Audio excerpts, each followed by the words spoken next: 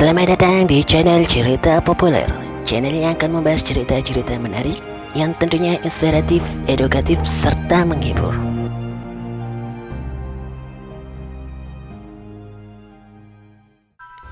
Pakune tanah Jawa terdapat di Gunung Tidar. Pernah dengar kalimat seperti itu?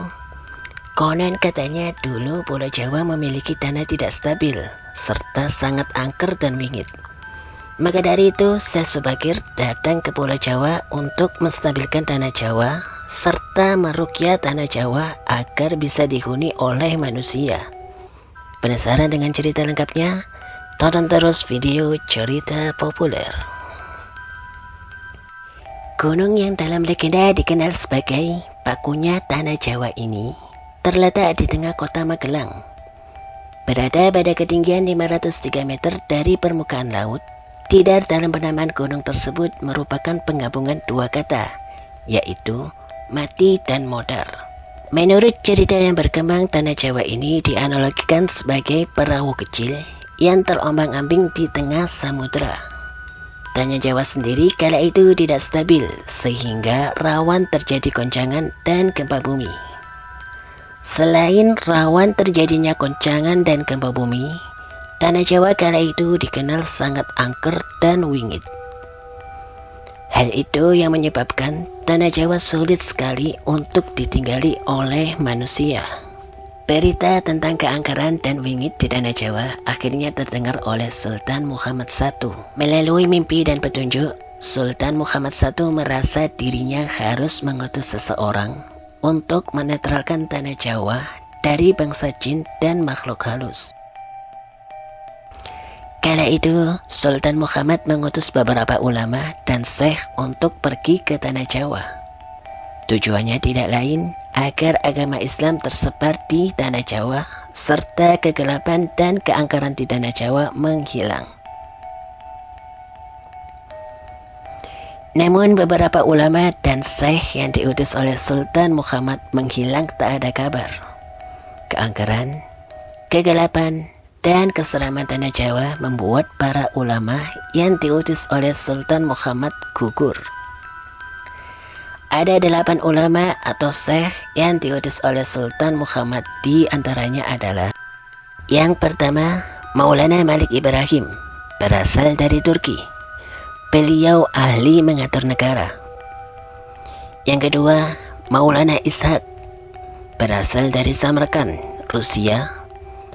Beliau ahli dalam ilmu pengobatan. Nomor 3, Muhammad Ahmad Jumatil Kubro. Beliau berasal dari Mesir. Nomor 4, Maulana Muhammad Al-Maghrabi, berasal dari Maroko. Nomor 5, Maulana Malik Israel, berasal dari Turki. Nomor 6, Muhammad Maulana Ali Akbar dari Persia, yakni Iran. Beliau ahli dalam ilmu pengobatan. Yang ketujuh, Maulana Hasanuddin, berasal dari Palestina. Nomor 8, Muhammad Aliuddin, berasal dari Palestina.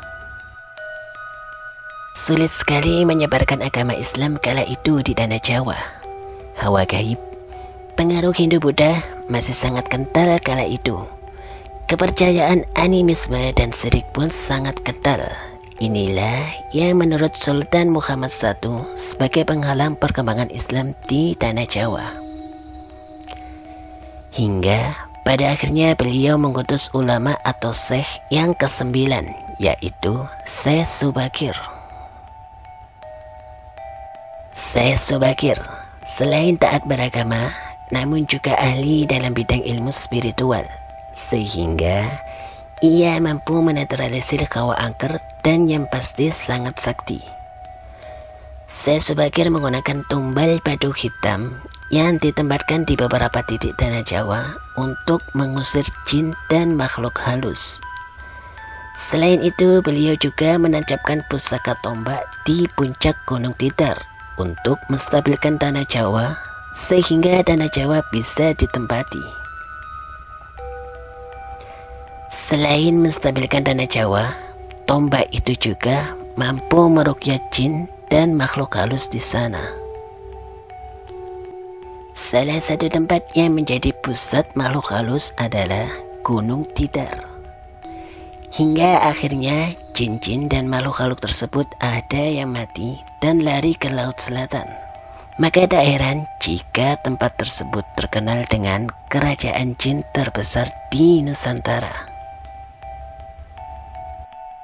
Demikian, semoga bermanfaat untuk Anda.